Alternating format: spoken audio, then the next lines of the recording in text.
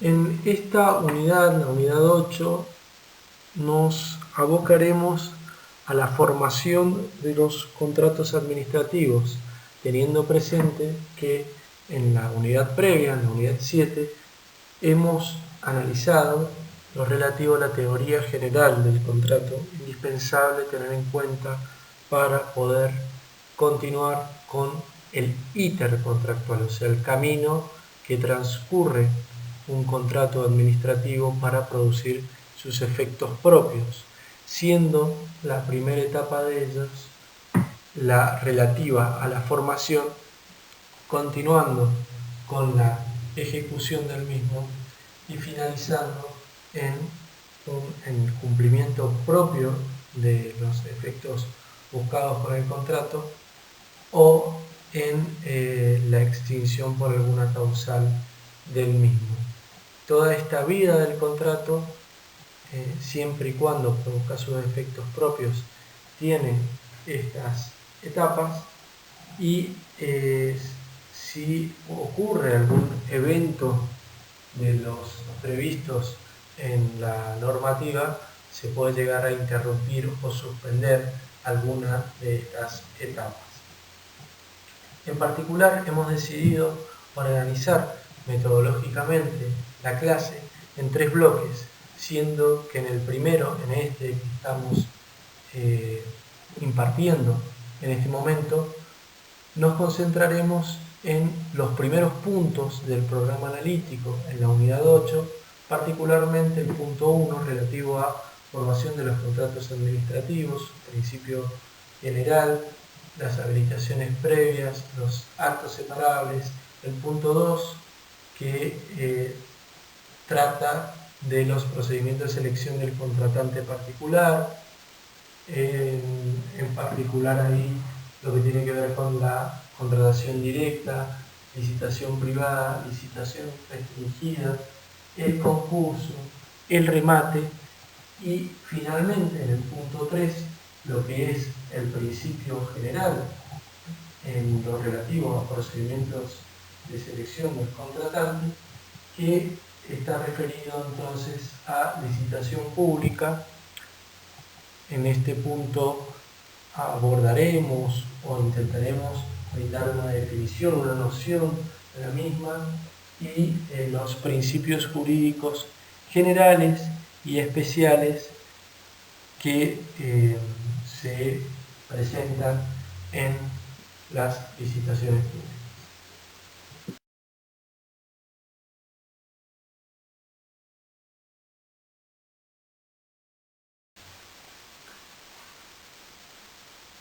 Resulta importante aclarar, en primer lugar, que esta clase se encuentra desarrollada en la actualización del manual efectuada por el profesor Ernesto Bustelo y que se encuentra también alojada en el aula virtual como lectura obligatoria. El primero de los puntos a desarrollar es respecto de si existe una libertad de elección en el procedimiento de contratación o si por el contrario hay una exigencia de formalidades. La doctrina debatió mucho en este aspecto y en un primer sector, en una línea, se encontraban autores de la talla de Marinho, Hesse, Escola, que propugnaban por una libertad contractual en tanto y en cuanto ellos entendían que no había una exigencia constitucional explícita que así lo determinara, y como en el campo privado uno puede optar por contratar o no contratar con un determinado co-contratante con ciertas modalidades o condiciones, entendían que en principio en el ámbito administrativo debía ser del mismo modo. Esto fue resuelto en sentido similar por la Corte en un fallo denominado Meridiano. Sin embargo, la doctrina más actual, entre ellos Casagne, Comadira, y lo resuelto en ciertos fallos como Warning, se lo que se entiende es que existen ciertas disposiciones, ciertos artículos, ciertos derechos y garantías que se encuentran establecidos en nuestra Constitución Nacional, en los artículos 16, respecto a la igualdad, en el artículo 42, respecto a la defensa de la competencia, en el 75, inciso 2, al introducir la Convención de Naciones Unidas contra la corrupción y a través de ella principios específicos para la contratación como el de equidad, la publicidad, la competencia, y también el 75, inciso 23, en cuanto a la igualdad de trato, que nos exigen un determinado procedimiento, el respetar ciertos principios que no podemos obviar, y por ende aquí habría una exigencia legal que establecería como principio la licitación pública o el concurso. Esto se encuentra previsto a nivel nacional y a nivel infraconstitucional en el artículo 1023 del 2021, cuyo artículo 24 establece este principio, y en la legislación provincial, sí, en la Constitución, en el artículo 37 de la Constitución provincial, tanto como en los artículos 112 de la nueva ley de procedimiento administrativo y el artículo 139 de la ley de administración financiera. Respecto al segundo punto, habilitaciones previas, es importante tener presente que la contratación administrativa es a la vez un procedimiento administrativo, es el camino que debe transitar un determinado trámite para llegar a la decisión administrativa, al acto administrativo, al contrato en este caso, y en este camino, en este íter, se van produciendo distintos hechos de la administración, actos administrativos, contratos administrativos, reglamentos, todas las formas que tienen las decisiones administrativas, y que ciertos actos de ellos son actos preparatorios de la voluntad de la administración, voluntad que finalmente se ve plasmada, como decimos, en el contrato, en la contratación específica, pero estos actos preparatorios, ciertos actos preparatorios son indispensables bajo pena de nulidad,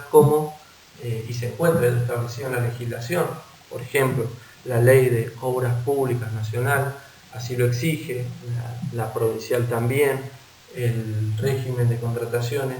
exigen, por ejemplo, las partidas presupuestarias previas a alargar una determinada licitación, o también en lo que tiene que ver con los créditos internacionales, el endeudarse por parte del Estado, estos empréstitos para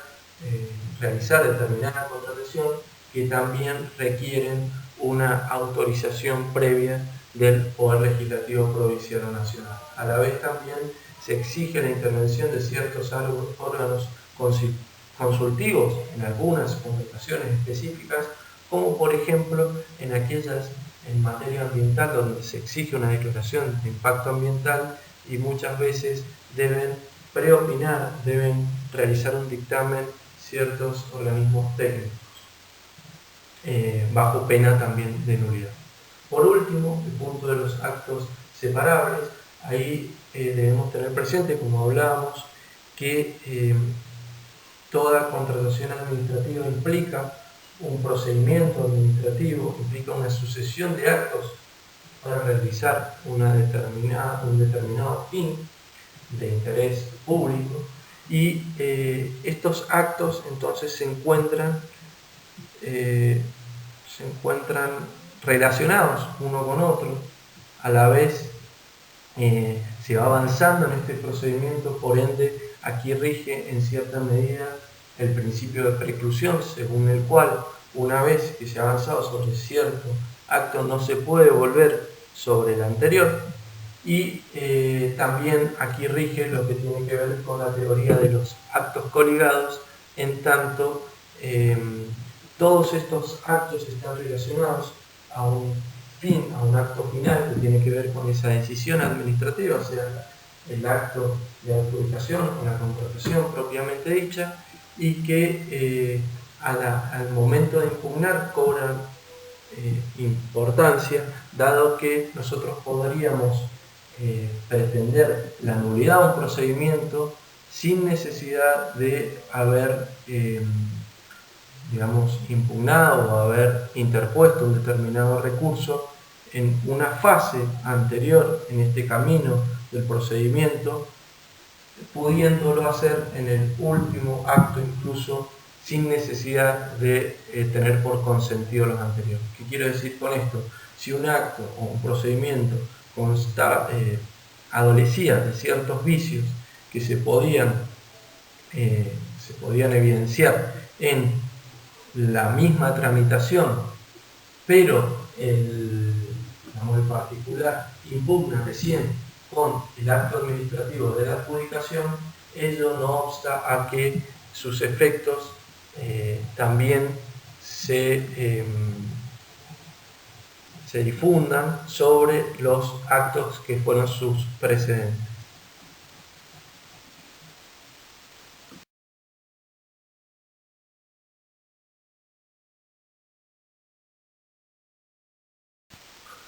Siguiendo con los puntos establecidos en el programa analítico, aquí tenemos los distintos procedimientos de selección del contratante particular y es importante tener presente lo que hablamos anteriormente de que el principio proviene de nuestra misma Constitución provincial y de los artículos 112 de la Ley de Procedimiento Administrativo y del 139 de la Ley de Administración Financiera, en el cual sugerimos su lectura, en el cual establecen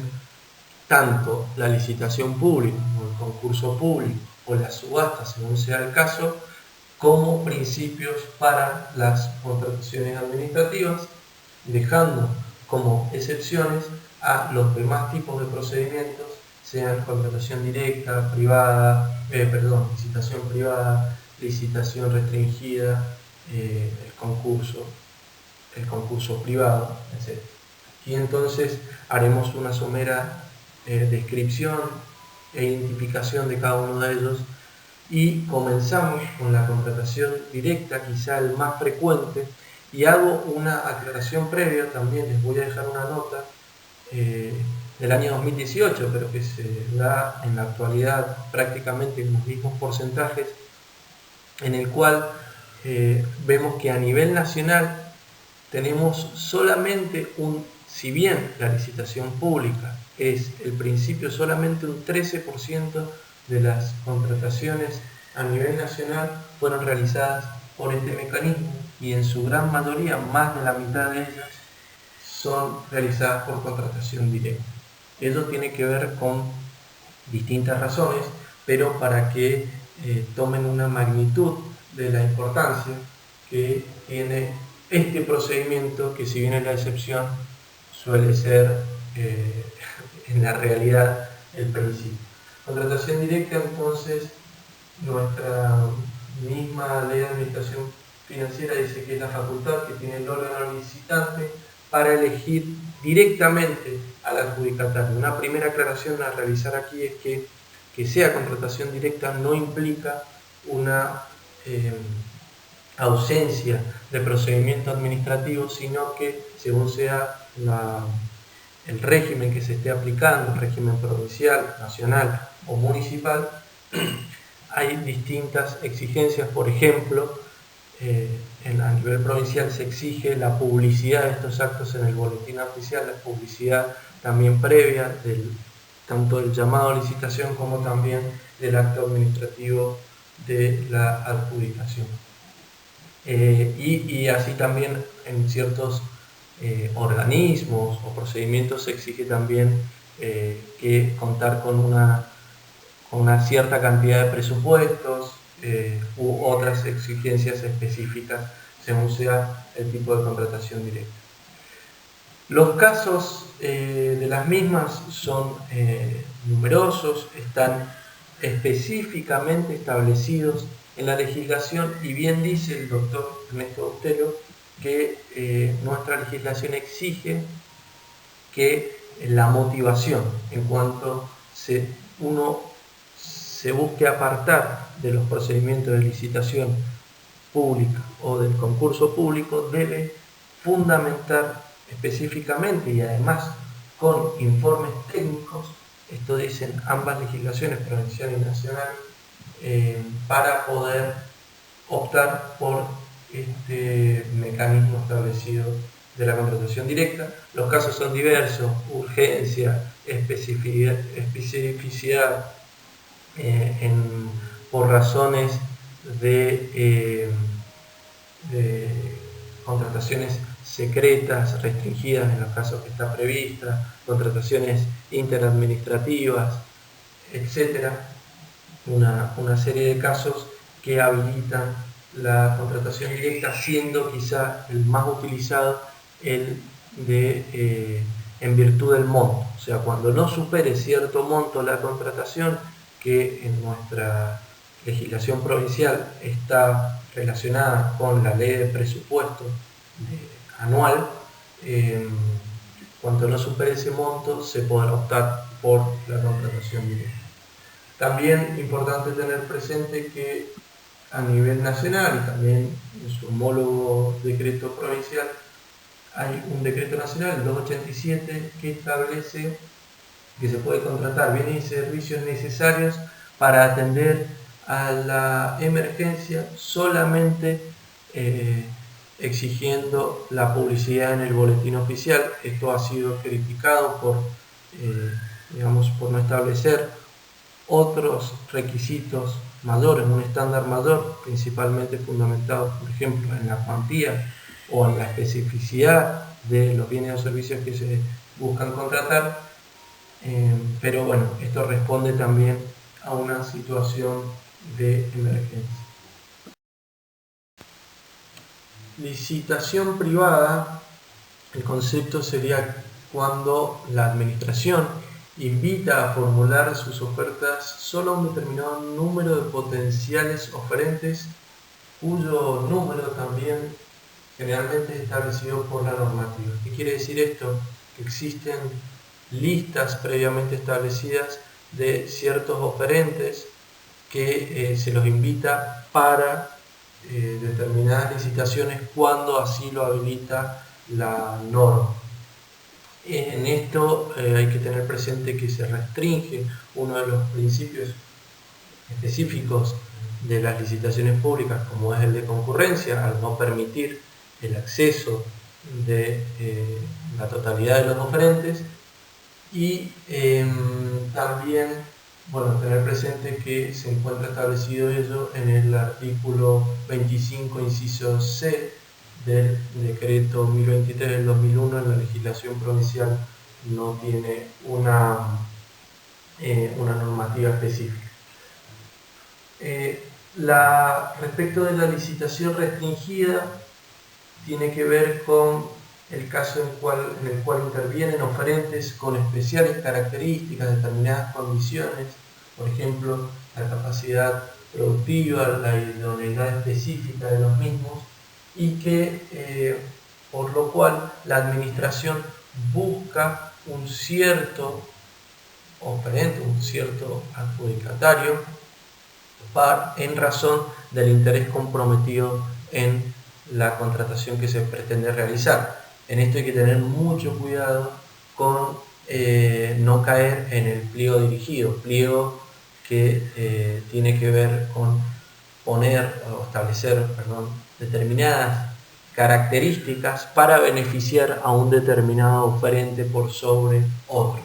Solamente estará justificada una licitación restringida cuando el interés comprometido en la contratación así lo demande.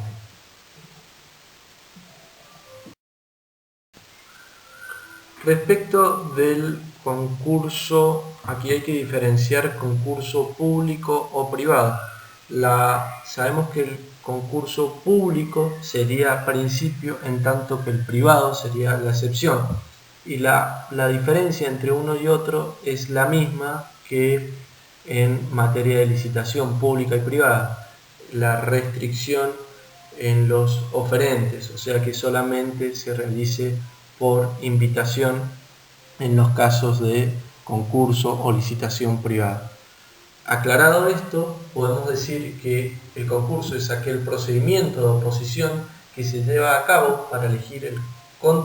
co-contratante de la administración pública, atendiendo principalmente a la capacidad científica, técnica, cultural, artística, etc., a fin de seleccionar al que tenga mayor capacidad, y hemos aclarado aquí más allá del precio. En las licitaciones comunes, las licitaciones públicas, para determinar cuál es la oferta más conveniente, en principio, y así lo establecen ciertas legislaciones, debe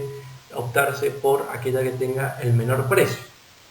Contrario aquí, lo que se busca por el concurso, aquí lo que resalta es la idoneidad, la especificidad, la capacidad del co-contratante que la administración pretende para llevar a cabo determinada contratación. Se respetan en el mismo los principios de igualdad, concurrencia, publicidad, equidad, transparencia propios de las licitaciones públicas, y también se encuentra previsto el mismo en los artículos 139 de la Ley de Administración Financiera, en todo lo que tiene que ver en los concursos para el ingreso al Estado a todos estos concursos públicos. Hay una ley específica, la 9015, y en la Nación también se encuentran previstos en el artículo 25, inciso A, apartado 2, del decreto 1023 del 2001. En cuanto al remate o subasta pública, también vimos que es principio, y simplemente decir aquí que es el procedimiento para la venta o compra de un bien a través del cual se pretende determinar el comprador, vendedor y el precio según el sistema de competencia entre varios posibles compradores, adjudicando el bien al que mayor precio ofrece. ¿Qué tiene que ver? Normalmente cuando la administración pretende disponer de un bien suyo por este mecanismo, pero también puede aplicarse para adquirir en ciertos casos algunos bienes que pretenda la administración. Normalmente se utiliza para la disposición, para la venta de bienes de la administración, y en esos casos que esté autorizado por la ley sería el principio.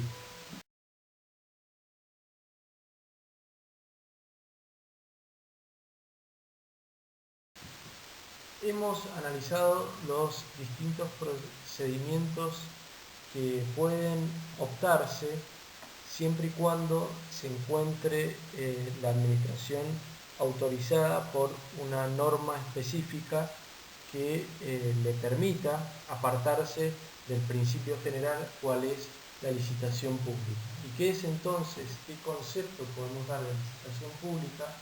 Siguiendo al doctor Mustelo, decimos que es aquel procedimiento de selección por medio del cual la administración realiza una invitación al público en general para que efectúe sus propuestas sobre un determinado objeto y condiciones de contratación a fin de seleccionar la oferta más conveniente para celebrar el contrato con su autor. Destacamos aquí tres características. La primera de ellas, ser procedimiento, como procedimiento de selección que veníamos analizando, y por ende compartir las pautas, los principios del procedimiento administrativo que diremos a continuación, pero también que se encuentra dirigida al público en general, y aquí tan importante el principio de publicidad, la apertura y la concurrencia en la necesidad de brindar también igualdad de condiciones a todo aquel que quiera participar de este tipo de procedimientos en aras de un interés comprometido en la contratación específica. Además, también la finalidad es seleccionar aquella oferta más conveniente, que no necesariamente, como bien sabemos, es aquella que tiene el menor precio o las mejores cualidades, sino que deberá analizarse en el caso según sea lo que se pretende contratar, el interés público comprometido, cuál es aquella oferta más conveniente, y aquí también lo veremos un poco más adelante. Podremos ver que si bien existe un dictamen de preadjudicación, en la adjudicación, siempre y cuando sea motivado, este acto administrativo es el que en definitiva adopta, decide, es la verdadera voluntad de la administración, y que puede diferir de ese dictamen que es su antecedente o que es un acto meramente preparatorio de la voluntad de la administración.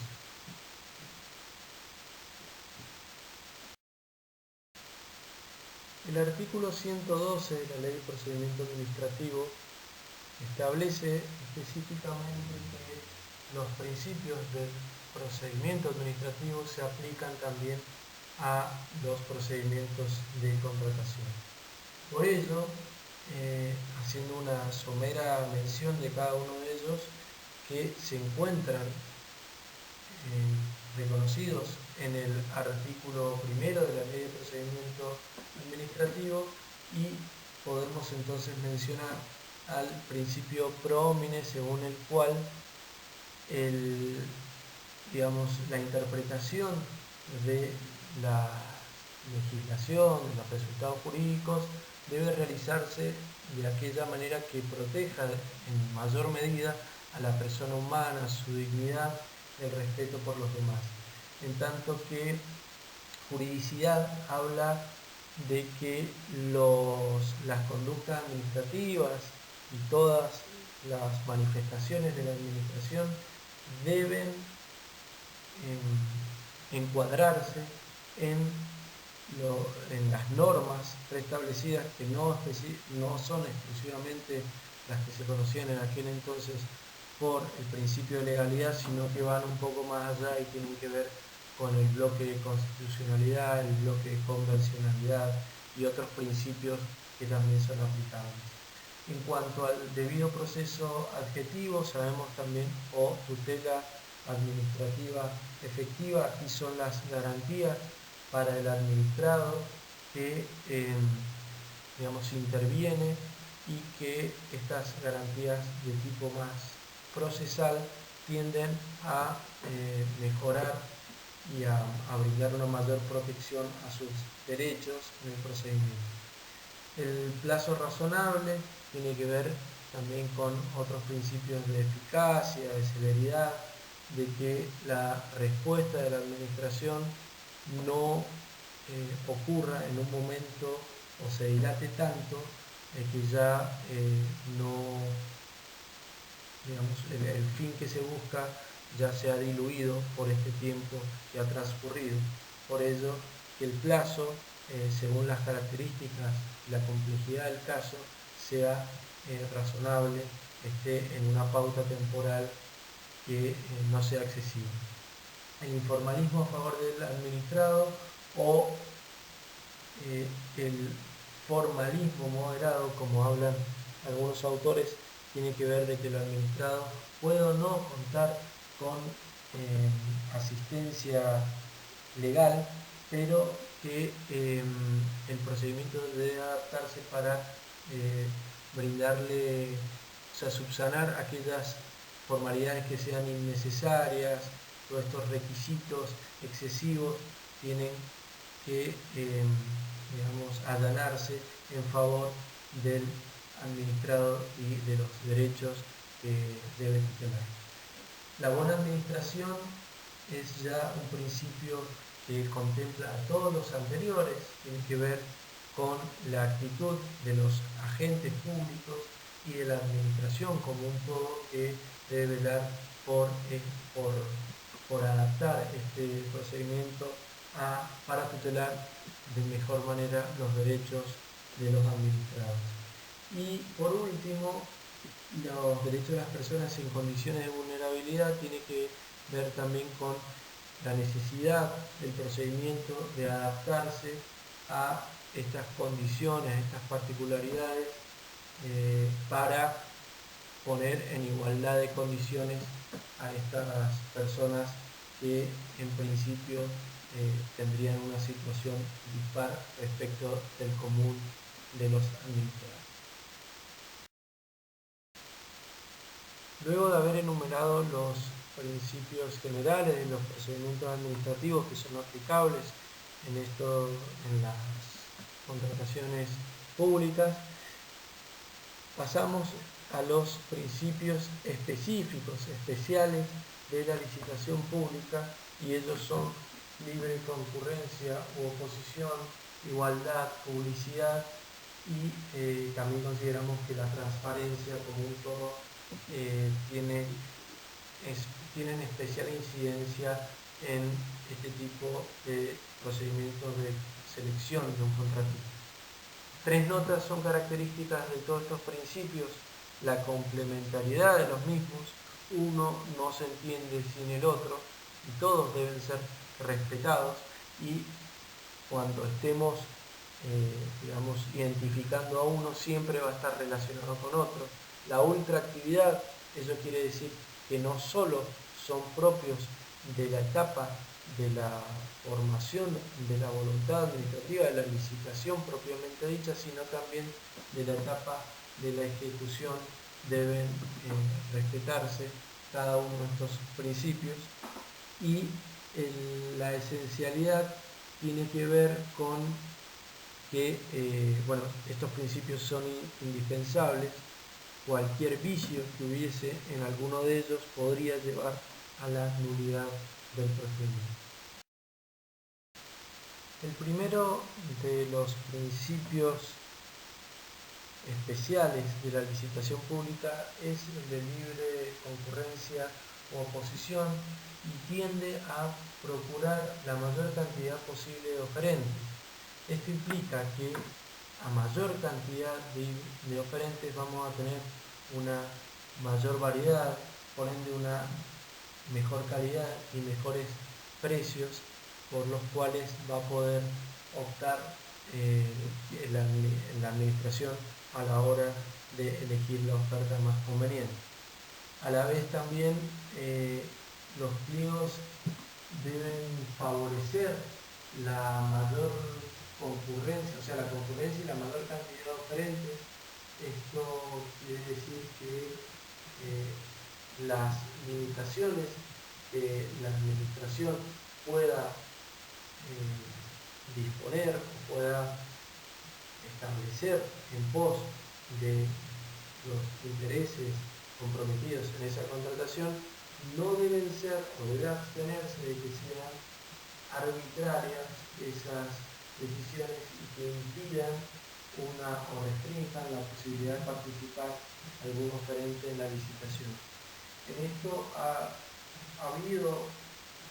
grandes debates en torno a lo que son,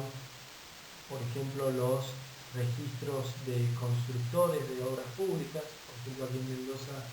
existe en la actualidad uno, y esto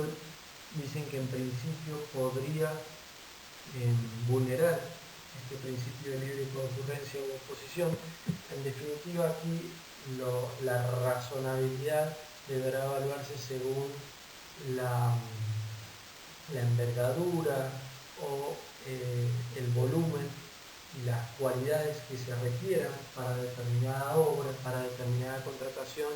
en virtud de la cual no cualquier oferente va a poder hacerse cargo de una obra o una contratación de ciertas características que le son excesivas. Con ello se pretende realizar,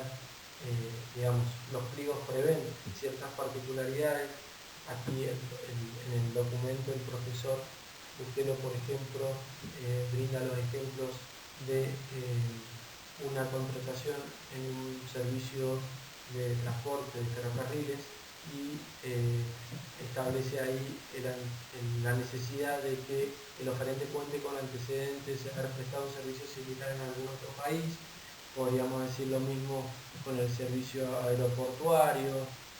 o con algunas obras de ciertas cualidades, por ejemplo, para construir una central nuclear, no cualquier empresa constructora podría realizarla, se requerirían también ciertos antecedentes por la complejidad de la misma. Bueno,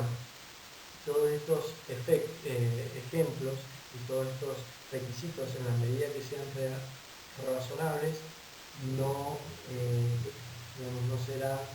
por ende, obviamente arbitrarios, no restringirían esta posibilidad de participar a todos aquellos que cuenten con esas cualidades. Concurrencia también, sumado al formalismo, tiene que ver con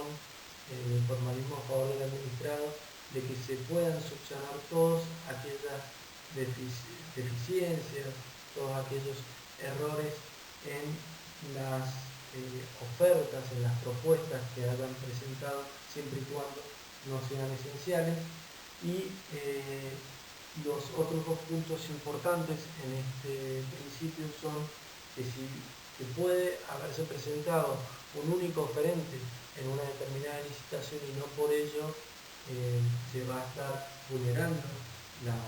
libre concurrencia o oposición, sino que siempre y cuando la oferta sea considerada la más conveniente, se va a poder contratar con el mismo. Por último,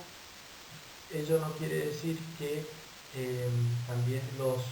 oferentes podrían ponerse de acuerdo en un precio determinado, en elevar el precio, etcétera, lo que se le denomina cartelización, y esto sí sería un límite que se encuentra vedado por la legislación y hasta penado como delito. Ello es así también como se vio en el caso de Odebrecht o de algunas constructoras que participaban de algún tipo de estas dinámicas contrarias a la libre competencia y a la concurrencia.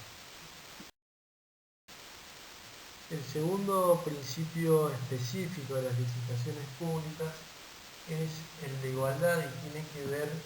con este repudio de toda ventaja o diferencia de trato que pueda brindarse de la administración a alguno de los oferentes. Estas discriminaciones, sean positivas o negativas, deben ser evitadas, debiendo también brindar el mismo trato a los oferentes e interpretar en el mismo sentido las condiciones contractuales durante el procedimiento licitatorio y también luego en la etapa de ejecución. Aquí la obligación de respetar y mantener inalteradas las bases de la licitación debe primar, salvo, claro está, que se torne necesaria por algunas circunstancias o que no pudieron ser previstas que justifiquen efectuar determinadas modificaciones a una contratación siempre y cuando no se afecte el derecho de los oferentes. ¿Esto qué quiere decir? Que una modificación que debe efectuarse en la etapa de ejecución de un contrato no debe estar debidamente motivada, debe contar con cierta razonabilidad, justificación, que,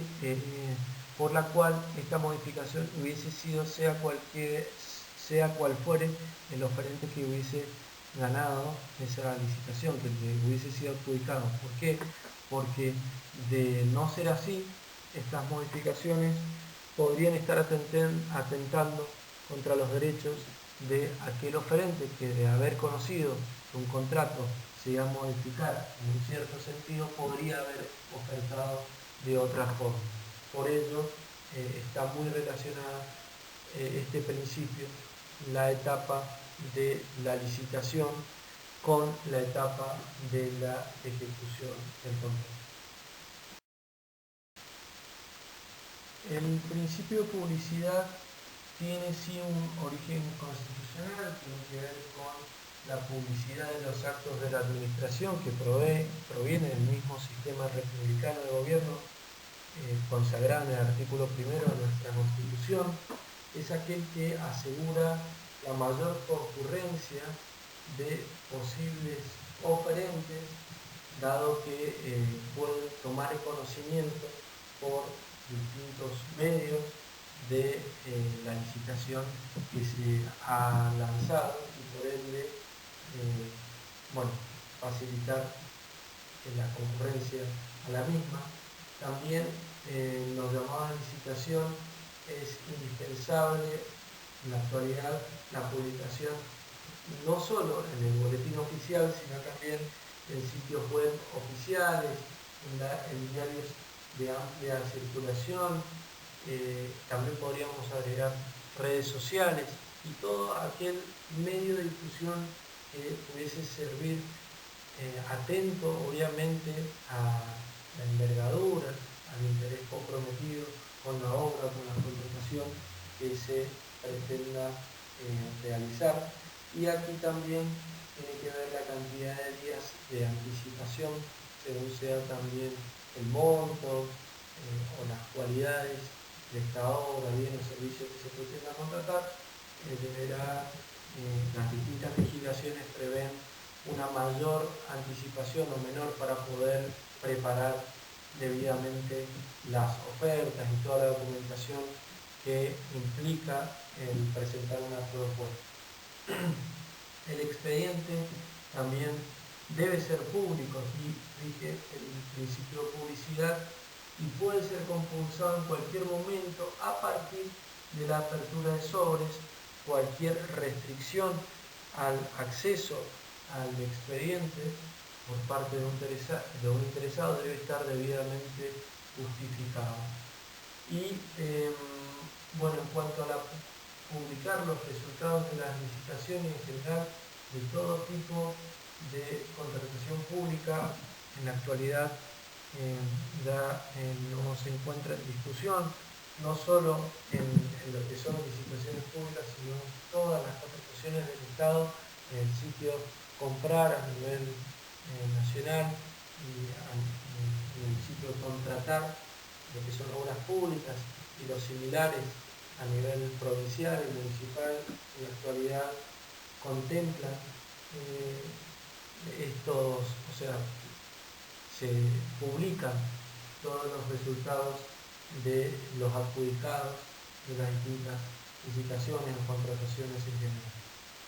Por último, también es importante la publicidad en lo que son modificaciones durante el procedimiento licitatorio, que normalmente se dan mediante circulares, y luego en la etapa de la ejecución, lo que son las modificaciones contractuales o adendas contractuales, que deben necesariamente publicarse para dar mayor transparencia a todo el procedimiento. Finalmente, el principio de transparencia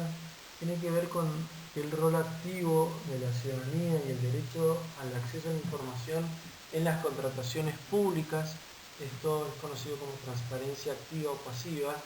que tiene que ver con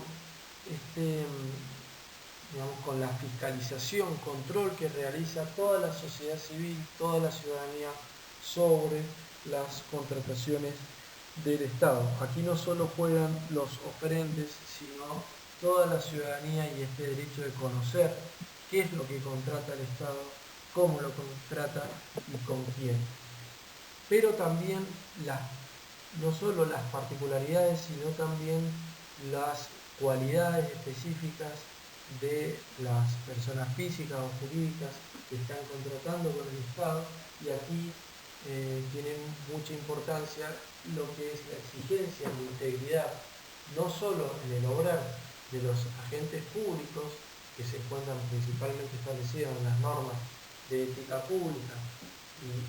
también eventualmente en las de acceso a la información, sino también en oferentes que deben cumplir actualmente con una serie de compromisos de integridad que provienen de algunas leyes, como la ley de responsabilidad de las personas jurídicas que exigen que, según sea el monto a contratar, con la envergadura, la complejidad de la contratación, deban presentar previamente ciertas declaraciones juradas, ciertos, lo que se denomina pactos de integridad o algunos manuales de compliance para prevenir delitos a la hora de contratar con la administración pública. La transparencia se exige entonces a lo largo de toda la vida del contrato administrativo, tanto, como decíamos, en la etapa licitatoria como en la ejecución del contrato, y aquí juega un rol esencial la fiscalización de la ciudadanía y de todos los organismos que velan por el interés público. Con ello damos por concluido el bloque primero de esta unidad 8. Muchas gracias por haber escuchado y accedido al mismo.